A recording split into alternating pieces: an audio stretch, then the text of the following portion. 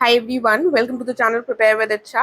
देखिए, मेरे पास कुछ क्वेश्चंस आ रहे थे आप ही लोगों के कि जीएस वन को पहली बात तो और जीएस के सारे सब्जेक्ट्स को ही थोड़ा सा डिकोड कर लें ताकि समझ में आ जाए कि कहाँ पर कौन से टॉपिक्स को इंक्लूड करना है। दूसरा पॉइंट आ रहा था कि जैसे हिस्ट्री वगैरह है तो इसमें तो मोटा मोटा लिखा हुआ है, तो क्या क्या पढ़ना है, राइट। तो इस वीडियो में डिटेल से डिस्कस करेंगे कैसे आपको कौन कौन से टॉपिक्स पढ़ने हैं और क्या सोर्सेज रेफर करने हैं। ठीक है, वैसे मैं सोर्सेज के लिए ऑलरेडी वीडियो बना चुकी हूँ, बट इसमें थोड़ा सा और स्पेसिफिक और क्लैरिटी के साथ डिस्कशन करेंगे। तो आइए देख लेते हैं। देखिए, थोड़ा छोटा छोटा लिखा है लेकिन समझ में आ जाएगा। सबसे पहले यहाँ वाले जो हमारे टॉपिक्स हैं, इधर वाले, ये हमारे जीएस वन के सिलेबस के टॉपिक्स हैं। ठीक है, जीएस वन का जो सिलेबस है उसमें जो आपको टॉपिक्स मिलेंगे वो ये है। ठीक है, यहाँ पर थोड़ा सा जहाँ पर एक्सप्लेनेशन पार्ट की जरूरत है कि इसमें क्या क्या टॉपिक्स इंक्लूडेड होंगे वो हैं, ये हमारे सोर्सेज हैं, राइट। और यहाँ पर वो वाले पॉइंट्स हैं जो एडिशनल मुझे बताने हैं। ठीक है, तो ध्यान से सुनिएगा, जीएस वन को कैसे प्रिपेयर करना है ये आपको पूरा इसके साथ क्लियर हो जाएगा, राइट। अगर आप नोट्स बना रहे हैं इस टाइम पर जीएस वन के, तो आपको ये सारी चीजें पता होनी चाहिए। ठीक है, देखिए, वैसे कोई ऐसी एक पर्टिकुलर बुक नहीं आती है कि आप सिर्फ एक बुक से उठाकर उसको जीएस वन कर लें, क्योंकि इसमें अपने आप में हिस्ट्री, ज्योग्राफी और हिस्ट्री में भी मॉडर्न हिस्ट्री, वर्ल्ड हिस्ट्री, एक अलग आर्ट एंड कल्चर का पार्ट, ठीक है, देन सोसाइटी, बहुत सारे पार्ट्स इसमें हैं। ठीक है, तो इसीलिए एक किताब से नहीं हो पाएगा, दो चार हमको रिसोर्सेज रेफर करने ही पड़ते हैं। चलिए, तो सबसे पहला जो हमारा सिलेबस का है, देखिए इंग्लिश में ही लिखा है लेकिन मेरे ख्याल से कि हिंदी वाले बच्चे भी इन चीजों को समझ लेंगे, सिंपल ही बात है। बाकी मैं बोलकर बता रही हूँ, तो जो आपको नहीं समझ में आएगा वो समझ में आ जाएगा। History of Indian culture, it will cover the salient aspects of art forms, literature, architecture from ancient to modern times. कुल मिलाकर ये आर्ट एंड कल्चर का पॉइंट है पहला। ठीक है, तो अब इसमें हमारे सामने जो एक बहुत इंपॉर्टेंट सोर्स रहता है वो रहता है नितिन सिंघानिया का, लेकिन वो अपने आप में बहुत मोटी किताब है। इतने क्वेश्चंस इससे पूछे नहीं जाते हैं, इससे 20 में से 5 क्वेश्चंस आर्ट एंड कल्चर के आ जाए, एक आधा क्वेश्चन आता है। ठीक है, तो उस हिसाब से हमको ध्यान देकर चलना है कि कितने हमको कितना इसको प्रेफरेंस देना है। कोई भी टॉपिक मेरे हिसाब से छोड़ना नहीं चाहिए, पढ़ना सब कुछ है। ठीक है, तो इसके लिए ऑप्शन नितिन सिंघानिया का है, लेकिन वो मैं कहूंगी कि उसको स्किप कर दीजिए। क्लास 11 की एनसीईआरटी से आप चीजों को कवर कर सकते हैं। ठीक है, और या फिर अगर आपने किसी ढंग के कोचिंग के इंस्टीट्यूट के नोट्स लिए हैं तो उनसे कर लीजिए। अब इसको जब आप पढ़ेंगे तो ऑप्शंस हमारे पास क्या क्या है, इसके अंतर्गत टॉपिक्स ये आ जाएंगे कि जो स्कूल्स ऑफ इंडियन फिलोसफी है, न्याय, वैशेषिक, सांख्य, ये सारे रिलीजियस मूवमेंट्स आ जाएंगी, लिटरेचर आ जाएगी। ठीक है, वैदिक लिटरेचर से संबंधित क्वेश्चन पूछा भी गया है। बाकी बुद्धिस्ट लिटरेचर, जैन लिटरेचर, संगम लिटरेचर, ठीक है, संगम का जो काल था उसमें जो लिटरेचर थी वो वाले पॉइंट्स। ठीक है, then architecture, sculpture, painting, dances, music जो रही है, languages, calendars, fairs, festivals, martial art, cultural institution, कुल मिलाकर मोटे मोटे जितने टॉपिक्स हैं वो हमने देख लिए। अब इसमें आपको जिन टॉपिक्स पर सबसे ज्यादा एम्फेसाइज करना है वो आपको पता कैसे चलेंगे। आप पीवाईक्यूज देखिए। देखिए, यूपी पीसीएस में मेंस का जो ये पैटर्न है ये 2018 से आया है। ठीक है, तो अगर आप यूपी पीसीएस के मेंस के पीवाईक्यूज लेंगे तो आपको 5 साल के ही मिलेंगे, क्योंकि 2018 से 23 तक ही पेपर हुए इस पैटर्न पर। यूपीएससी में थोड़ा पहले से आ गया था। ठीक है, तो यूपीएससी के आपको लगभग 10 साल के ऐसे पेपर्स मिल जाएंगे। एनीवेज, यूपीएससी के पेपर्स नहीं देखने, तो इसमें हमारा अब थोड़ा सा हटा देती हूँ। सबसे इंपॉर्टेंट पार्ट कौन सा हो जाता है, देखिए आर्किटेक्चर बहुत इंपॉर्टेंट है। अगर आपने देखा हो तो गुप्ता टाइम पीरियड का पूछा भी गया था हमसे, आर्ट एंड कल्चर, तो उसमें हमारा टेम्पल आर्किटेक्चर आ जाता है, बहुत सारी चीजें आ जाती है। तो आर्किटेक्चर में हमको कहाँ से शुरुआत करनी है, एंशियंट से लेकर मॉडर्न तक। इसमें ऐसा नहीं है कि आपको किसी एक ही पीरियड का पढ़ना है, पूरा एंशियंट से मॉडर्न तक। स्कल्पचर में मथुरा स्कूल जो मूर्ति कला का स्थापित हुआ था, राइट, गांधार, ये सारी चीजें करनी है। ठीक है, तो ये हमारे बहुत इंपॉर्टेंट पार्ट्स है। लिटरेचर वाला पार्ट बहुत इंपॉर्टेंट है क्योंकि इससे भी क्वेश्चन पूछा जा चुका है और यूपीएससी में भी इससे क्वेश्चन पूछे गए हैं कई बार। रिलीजियस मूवमेंट्स, इस ये भी इंपॉर्टेंट पार्ट हो जाता है। ठीक है, देन पहला वाला जो है स्कूल्स ऑफ इंडियन फिलोसफी, इसको आपने थोड़ा सा पढ़ रखा होगा, थोड़ा सा इसके लिए नोट्स बना लीजिए ताकि अगर इनकेस इससे क्वेश्चन आ जाए तो हमें पता होना चाहिए। वैसे भी हमने प्रीलिम्स में इसको पढ़ रखा है। पेंटिंग, डांसेस, म्यूजिक, इन सब के हमारे पास 2-2 पेजेस के नोट्स होने चाहिए कि हमने एक चार्ट टाइप का बना लिया, उसमें हमने छोटे छोटे नोट्स बना लिए। ठीक है, अगर इस टाइप के नोट होंगे तो हम एक बार बस रिवाइज कर लेंगे, इन केस कुछ क्वेश्चन आए तो हम उसको कर सकते। उसके बाद लैंग्वेजेस, कैलेंडर्स, ये हमारे लिए इतना रिलेवेंट नहीं है। मार्शियल आर्ट बिल्कुल भी इंपॉर्टेंट नहीं है। कल्चरल इंस्टीट्यूशंस में अगर कोई इंपॉर्टेंट न्यूज में रहता है कल्चरल इंस्टीट्यूशन, तो उससे क्वेश्चन बनने की संभावना रहती है। फेयर्स एंड फेस्टिवल्स हम यूपी स्पेसिफिक पढ़ ही रहे हैं GS 5 में, राइट। और बाकी फेस्टिवल्स हमको थोड़े बहुत पता है, तो ऐसा कोई क्वेश्चन आएगा तो उसको हम बनाकर कर सकते हैं, इसके लिए अलग से नोट्स एज बनाने की जरूरत नहीं है, ठीक है। तो इंपॉर्टेंट चीजें समझ में आ रही, क्या क्या हमको इंपॉर्टेंट टॉपिक्स करने हैं। Then coming to the next one, देखिए अभी मैं पीवाईक्यूज की बात नहीं कर रही हूँ, पीवाईक्यूज के लिए, करंट अफेयर्स के लिए एंड में डिस्कशन करेंगे, ठीक है। दूसरा पॉइंट आता है हमारा, ये दूसरा और तीसरा एक साथ ले लेते हैं, ये मॉडर्न हिस्ट्री का पार्ट है, ठीक है। मॉडर्न हिस्ट्री का पार्ट है, ये पूरा यहाँ पर दिया हुआ है 1757 से लेकर 1947 तक। तो अगर ये बात दी हुई है तो हमको कवर पूरा करना है, किसी भी पार्ट से क्वेश्चन पूछ सकते हैं। हमने स्पेक्ट्रम पढ़ रखी है, मैं मानकर चल रही हूँ प्रीलिम्स के लिए आपने पढ़ रखा है स्पेक्ट्रम को, ठीक है। अब लेकिन स्पेक्ट्रम में आपको उतना एनालिसिस नहीं मिलेगा, थोड़ा सा जैसे पूछ लेते हैं कि विश्लेषण कीजिए इस घटना में, क्या इसका क्या इम्पैक्ट हुआ, तो वो वाला शायद आपको पूरा इतनी डिटेल से नहीं मिलेगा, ठीक है। तो जो बच्चा पढ़ना चाहे, जिसके पास बहुत ज्यादा टाइम है, ठीक है, जिसको लग रहा है नहीं मैं तो पूरी डिटेल से पढ़ूंगा, तो वो बिपिन चंद्रा की किताब है जैसे स्ट्रगल फॉर इंडिया इंडिपेंडेंस, वो पढ़ सकता है, प्लासी टू पार्टीशन, ये किताबें पढ़ सकते हैं। लेकिन ये किताबें सुनने में जितनी इंटरेस्टिंग लगेंगी, पढ़ने में उतनी बोरिंग होंगी, तो आई डोंट थिंक कि सभी बच्चे पढ़ पाएंगे फिलहाल की कंडीशन में। तो अगर आप नहीं पढ़ पा रहे हैं तो टेंशन मत लीजिए, इसको पढ़िए, साथ में जब आप पीवाईक्यूज करेंगे तो आपके पास एक आउटलाइन हो जाएगी कौन कौन से इंपॉर्टेंट टॉपिक्स हैं, ठीक है। पीवाईक्यूज के माध्यम से आप जो भी पूछे गए हैं क्वेश्चंस उनका एनालिसिस करेंगे, आपको समझ में आएंगी चीजें, तब आप दूसरे क्वेश्चंस को भी उसी पैटर्न पर हैंडल कर सकेंगे, ठीक है। एनालिसिस अगर आपको किसी का नहीं मिल रहा है मान लीजिए, तो आप उसके लिए गूगल सर्च कर सकते हैं। किसी भी टॉपिक पर कहीं भी कंफ्यूजन है तो गूगल सर्च हमारे पास ऑप्शन हमेशा अवेलेबल है, किसी भी टॉपिक का अगर आपको कोई भी चीज नहीं मिल रही है, ठीक है। Then coming to the next topic, post independence. Post independence में अगर हम देखिए हिस्ट्री वाले पार्ट में कुछ ऐसा स्पेसिफिकली मैं नहीं बता पाऊंगी कि इसमें कौन कौन से, स्पेक्ट्रम अगर आपने पढ़ी है तो आपको पूरा क्रोनोलॉजी पता है, सारे इवेंट्स इंपॉर्टेंट हो जाते हैं, बाकी इंपॉर्टेंस पीवाईक्यू से पता चल जाएगी, ठीक है। इसीलिए यहाँ पर हिस्ट्री के लिए मैं एक एक पॉइंट नहीं बता पाऊंगी कि हिस्ट्री में आपको ये करना है या ये करना है, पूरा मॉडर्न हिस्ट्री हमारे लिए इंपॉर्टेंट है, ठीक है। देन ये वाले जो टॉपिक्स आते हैं, इंटीग्रेशन प्रिंसली स्टेट्स का, लैंड रिफॉर्म्स, और जो भी सामाजिक कुछ मूवमेंट्स हुए, लिंग्विस्टिक जो ऑर्गेनाइजेशन हुआ स्टेट्स का, ये सारे जो पॉइंट्स हैं, ये सारे हमारे जो ओनली IAS की प्रहार मैगजीन आती है उससे कर लेंगे हम। वैसे अब आप कहेंगे कि ये मॉडर्न हिस्ट्री के लिए भी प्रहार आती है, प्रहार तो हर टॉपिक के लिए आती है, राइट। लेकिन जो हमारे बेसिक सोर्सेज हैं उनको हम यही रखें, कुछ कुछ टॉपिक्स के लिए प्रहार को रेफर कर सकते हैं, ठीक है।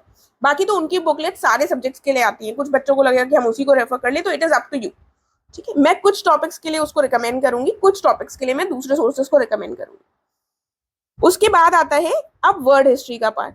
वर्ड हिस्ट्री के कुछ कुछ इन्होंने इवेंट्स लिख रखे हैं, जैसे मान लो 18 से events from 18th century to the middle of 20th century, 18 से 20वीं शताब्दी के बीच में इन्होंने इसमें बोल दिया है, जिसमें क्या क्या आ गया है, फ्रेंच रेवोल्यूशन, इंडस्ट्रियल रेवोल्यूशन, जो वर्ल्ड वॉर्स हैं, रिड्रॉल ऑफ नेशनल बाउंड्रीज, जो दोबारा पुनर्निर्माण किया गया नेशनल बाउंड्रीज का, socialism, Nazism, fascism, etcetera word लिख दिया। अब इन्होंने एक्सेट्रा के साथ हमको टेंशन दे दी है क्योंकि ये जो दिए गए हैं वो तो ठीक है, लेकिन अब एक्सेट्रा में क्या क्या आ जाएगा। तो कुल मिलाकर विजन IAS की एक किताब आती है वर्ड हिस्ट्री की, उसको रेफर कीजिए, वो काफी होलिस्टिक है, राइट। मिल जाएगा आपको प्रहार भी, ठीक है, वो उतना होलिस्टिक नहीं है जितना विजन IAS का। तो अगर आप शॉर्टकट अपनाना, नॉट एग्जैक्टली शॉर्टकट, लेकिन थोड़ा सा बचना चाहते हैं तो प्रहार को कर सकते हैं, अगर होलिस्टिकली कवर करना चाहते हैं तो विजन IAS के नोट्स को रेफर कर सकते हैं, ठीक है। लेकिन इसमें जो क्वेश्चंस पूछे जाते हैं यूपी PCS में, वो काफी ज्यादा घुमाकर पूछ लेते हैं, ठीक है। इतना अंदर घुसा हुआ क्वेश्चन पूछ लेंगे कि जो जैकोबियंस थे उनका रोल क्या था, राइट। जिसने ऊपर ऊपर वर्ड हिस्ट्री पढ़ रखी होगी वो कर ही नहीं पाएगा आंसर, ठीक है। तो अब उसके लिए, लेकिन ये नहीं है कि अब उसके लिए हम कोई दूसरी अलग से मोटी किताब पढ़ने लगे, क्योंकि उसको पढ़ लेंगे तो भी ऐसा क्वेश्चन आने की संभावना है, ठीक है। तो संभावना को नहीं टाला जा सकता है, लेकिन हमें अपने हिसाब से इससे कंप्लीट कर लेनी है वर्ड हिस्ट्री। तो जो टॉपिक्स इन बुक में मिल जाएंगे वो आपके मोटे मोटे सारे टॉपिक्स वर्ड हिस्ट्री के हो जाएंगे। Then coming to the next one, अब salient features of Indian society का जो ये वाला टॉपिक है हमारा, ये हमारा सीधा साधा टॉपिक है, ये हम विजन IAS या फिर प्रहार मैगजीन से कर सकते हैं, ठीक है। सोसाइटी की एक किताब आएगी उससे हो जाएगा हमारा। तो ये वाले जो टॉपिक हैं, role of women in society, women organization, population and associated issues, poverty, developmental issues, ये जितनी भी चीजें हैं इसके लिए भी प्रहार, ये कॉमा लगा हुआ है लेकिन और समझिएगा विजन IAS, ठीक है। एक को रेफर कर आपके इससे नोट्स बन जाएंगे। देखिए प्रहार जो है वो अपने आप में नोट्स के फॉर्म में, तो आपको लगेगा अरे ये तो नोट्स के फॉर्म में है, तो हम क्यों नोट्स बनाएं, लेकिन मेंस के नोट्स अपने हैंड रिटन ही बनाने चाहिए, चाहे आप किसी से भी कॉपी कर रहे हो। कई सारी चीजें आपको लगेंगी कि ये तो बहुत शॉर्ट में दिया हुआ है, लेकिन तब भी आपको उसमें थोड़ा सा कट शॉर्ट कर कर ही नोट्स बनाने हैं, ये बात याद रखिएगा, ठीक है। देन अब फिर से ये जो टॉपिक्स आते हैं हमारे, लिबरलाइजेशन, प्राइवेटाइजेशन, ग्लोबलाइजेशन, ये सब हमारा प्रहार से हो जाएगा। ये वाले सोशल एम्पावरमेंट, कम्युनलिज्म, रीजनलिज्म, ये भी प्रहार से हो जाएगा, ठीक है। अब हम आते हैं, ये जो टॉपिक्स आएंगे बाद वाले, डिस्ट्रीब्यूशन ऑफ ज्योग्राफी से संबंधित, major natural resources of world, ठीक है। ये वाले के लिए हम क्लास 12 की एनसीईआरटी को थोड़ा रेफर करेंगे, तो हमें ये वाले टॉपिक्स मिल जाएंगे वहां पर। ये जो सेलियन फीचर्स हैं फिजिकल ज्योग्राफी के, पहली बात तो प्रीलिम्स के लिए जो हम ज्योग्राफी पढ़ते हैं, ठीक है, उससे भी क्वेश्चंस बन सकते हैं, ठीक है। जैसे एयर मास पर क्वेश्चन पूछ लिया, अब एयर मास तो कहीं मेंशन नहीं है, लेकिन हमने ज्योग्राफी को अगर अच्छे से पढ़ रखा होगा प्रीलिम्स के लिए, तो ऐसे क्वेश्चंस को हम टैकल कर सकते हैं, ठीक है, ऐसे क्वेश्चंस पूछे जाएंगे, राइट। तो प्रीलिम्स की ज्योग्राफी पर हमारा स्ट्रॉन्ग होल्ड होना चाहिए, फिजिकल ज्योग्राफी वाले पार्ट पर, राइट। और जो यहाँ पर अर्थक्वेक, सुनामी जो लिखे हैं वो तो स्पेसिफिकली हमको उसके नोट्स बनाने ही हैं। इसके लिए अच्छा सोर्स जो है, अगर आपने प्रीलिम्स को अच्छे से कर रखा है, well and good, otherwise PMF IAS के नोट्स आपको ऐसे मिल जाएंगे, जहां तक फ्री में अवेलेबल है वो ऑनलाइन, वरना लोटस अराइज कर एक वेबसाइट है, वहां पर भी आपको नोट्स मिल जाएंगे, ठीक है, उसमें भी अच्छे से नोट्स हैं। एंड लोटस अराइज में अगर आप देखेंगे तो उन्होंने मैप के साथ ज्योग्राफी के जो नोट्स प्रोवाइड किए, उसमें मैप में बहुत अच्छे से चीजों को लोकेट किया, तो आप चाहें तो उनके स्क्रीनशॉट्स लेकर रख सकते हैं अपने फोन में, वो आपको बहुत हेल्प करेगा। या फिर आप चाहें तो उनको ड्रॉ कर सकते हैं अपने हाथों से अपनी नोटबुक में, तो मतलब वो बहुत ज्यादा हेल्पफुल रहेगा। प्रीलिम्स के पॉइंट ऑफ व्यू से भी बता रही हूँ, ठीक है।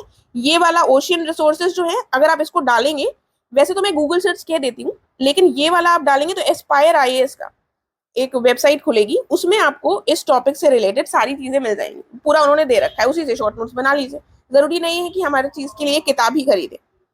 आगे बढ़ते हैं, ह्यूमन माइग्रेशन और रेफ्यूजी वाला जो पॉइंट आता है, ये भी प्रहार से कर लेंगे। फ्रंटियर्स और बॉर्डर्स, बाउंड्रीज, ये एक सिंपल सा टॉपिक है, इससे क्वेश्चन डायरेक्टली पूछा गया है। एड्यूकेमी का आप नॉर्मल गूगल सर्च करेंगे तो एड्यूकेमी की वेबसाइट पर ये खुलेगा। मैंने ये मेंशन इसलिए करा है, ऑप्शंस आपके पास बहुत सारे हैं, आप किसी को भी रेफर कर सकते हैं, जरूरी नहीं है इन्हीं को करें, लेकिन यहाँ पर आप लोग फिर कंफ्यूज रहते हैं ना, गूगल सर्च करेंगे तो ये ऑप्शन आएगा, ये आएगा, किसको करें, इसीलिए मैंने नाम लिख दिया, ठीक है, ताकि कोई कंफ्यूजन ना रहे। अदरवाइज एक्सप्लोर करने को आप और भी जो भी वेबसाइट्स के ऑप्शन है सबको कर सकते हैं, ठीक है।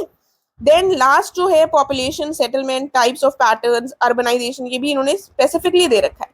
अगेन ये हमारा प्रहार से हो जाएगा, राइट। अब बात कर लेते हैं, ये तो मैंने बात बता दी आपको कहाँ कहाँ से क्या क्या सोर्सेज रेफर करने हैं। अब बच्चे पूछते हैं हिंदी और इंग्लिश, सारे जितने भी मैंने सोर्सेज बोले हैं एक्सेप्ट जो वेबसाइट्स हैं, उनके अलावा जो भी किताबों की बात की है वो हिंदी और इंग्लिश दोनों में अवेलेबल है, ठीक है। और मेरे ख्याल से अब गूगल ट्रांसलेट से वेबसाइट्स भी हिंदी में खुल जाती है, ठीक है, तो एक बार इसको चेक कर लीजिएगा। तो हिंदी और इंग्लिश दोनों वाले दोनों ही मीडियम्स के बच्चों के लिए चीजें कंफर्टेबली उनको मिल जाएंगी, ठीक है। अब जो मैंने बताए हैं सोर्सेस, आप इनको रेफर कर सकते हैं। इसके अलावा भी आप क्या कर सकते हैं, जैसे कुछ टॉपिक आपको पर्टिकुलरली नहीं मिल रहा है, अब आपको लग रहा है अर्बनाइजेशन का ये जो दिया हुआ है इन्होंने प्रहार में, ये शायद इतना होलिस्टिक नहीं। For example normal Google search करिए तो उसमें आपको दृष्टि आईएएस एंड पता नहीं फोरम आईएएस, इनसाइट आईएएस, सब लोगों ने फ्री में अवेलेबल करवा रखा होगा उसी टॉपिक पर बहुत सारा कंटेंट, ठीक है। तो ये देख लीजिए, जो सबसे रीसेंट हो उसको देख लीजिए एक बार, ठीक है। इस तरीके से जब हमारे एक बार बेसिक नोट्स बन जाएंगे तो हमको फिर 10 जगह नहीं भागना है, हमको करंट अफेयर से उनको अपडेट करना है, ठीक है। करंट अफेयर से उनको जो भी टॉपिक्स हमारे करंट अफेयर्स वाले हैं उनसे अपडेट कर लेना है बस।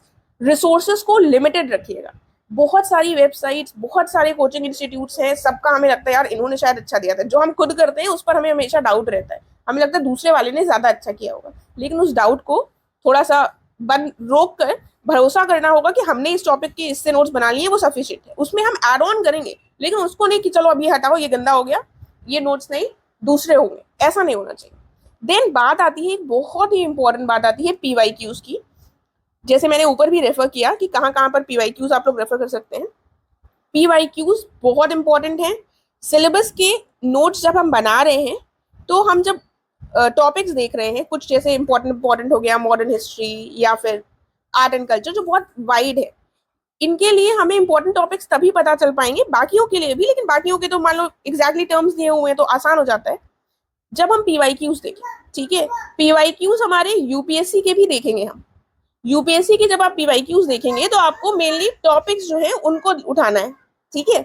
और बाकी यूपीपीसीएस के 5 साल के तो पीवाईक्यूज आपको करने ही करने हैं, चाहे आप उसको कैसे भी अटेम्प्ट कीजिए, उसको आपको करना पड़ेगा, राइट।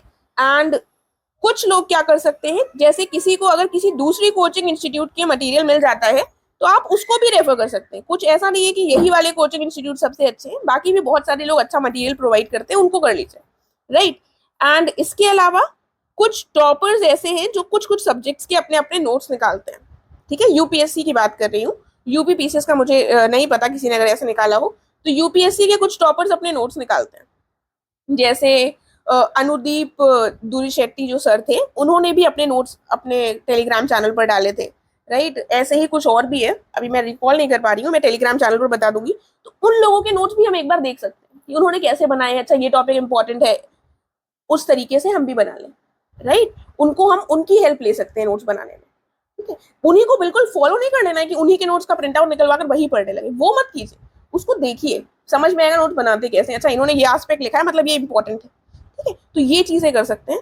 एंड में आई वुड से लिमिट करिएगा अपने रिसोर्सेज को, ज्यादा चीजों के पीछे नहीं भागना है, सीमित चीजों को रखना है। ऑलरेडी इतना वास्ट है सिलेबस, सीमित कर कर उसी को बार बार जब रिवाइज कर लेंगे, उसको अपडेट करते रहेंगे करंट अफेयर्स के साथ, तो चीजें आसान हो जाएंगी, ठीक है। आई होप सारी चीजें क्लियर हो गई होंगी। इनकेस कोई भी कंफ्यूजन हो, कोई भी क्वेश्चन हो तो आराम से पूछ लीजिएगा। एंड जो भी फीडबैक हो वीडियो के रिगार्डिंग जरूर दीजिएगा। GS5 की सीरीज को जरूर फॉलो कर लीजिएगा, अगर नहीं किया है। वीडियो अच्छा लगा है तो लाइक और शेयर भी कीजिएगा। Thank you so much.